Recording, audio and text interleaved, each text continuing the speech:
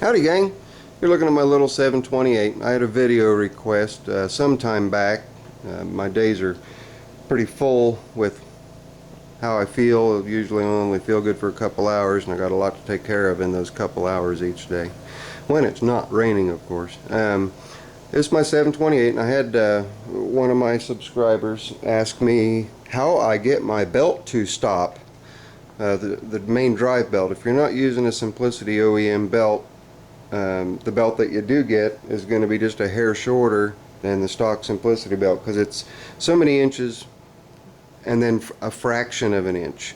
It's that fraction of an inch you can't just go to your general store and pick up. So he got what he could, which is what I did, and I rounded down. So I took the shorter belt because it was closer to it. I don't remember the exact length, but it was, I don't know, 70.3 or something to that effect. So I got the belt just the even number, and I had the same problem. My drive belt would not stop, even though I declutched with plenty of slop in it. It would just keep going.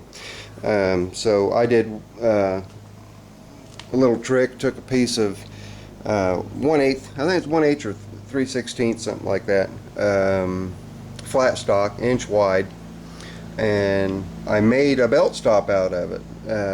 Simplicity used back in these days, in the 70s, 60s and 70s, used a bar, and the bar that they used, just a rod, and then they would bend an eyelet in it so you bolted it down for your belt stops.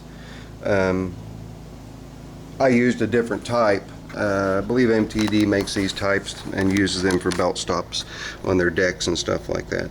But here's, just to get your perspective, there's your main drive pulley, there's the belt on it, okay, stick gear shift and your everything. Well, you come down, and just behind this part, and it's easier to take your seat pan off to get everything done, but you don't have to. You can still do it without doing that, because you can reach up underneath to get to the pulley, because that pulley is just right there. Okay, what we did, what I did, what I come up with, use that piece of flat stock, and you can see that piece of flat stock right there. Okay, and I'm going to push the clutch, and you'll see exactly what it does. With it declutched, your foot off of the clutch, it's in a neutral position. That bar is in a neutral position, so it does not touch the belt at all. When you declutch, when you press the clutch in, it comes down. As it comes down, it grabs a hold of the belt and pushes the belt against this part of the frame, your cross member here, where the two halves come together. That's where your pivot point is, and it pushes against that, and it stops the belt.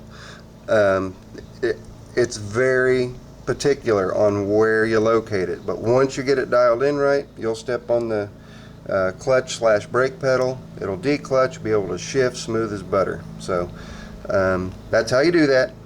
And stay tuned. I've got a number of requests. I'm only going to get this one and one other done today, but rest assured, if you've put a request in, I've got it on my list, and I will get to it as soon as I'm physically able. It's Zippo. Guys, thanks for watching. Later. I'm out.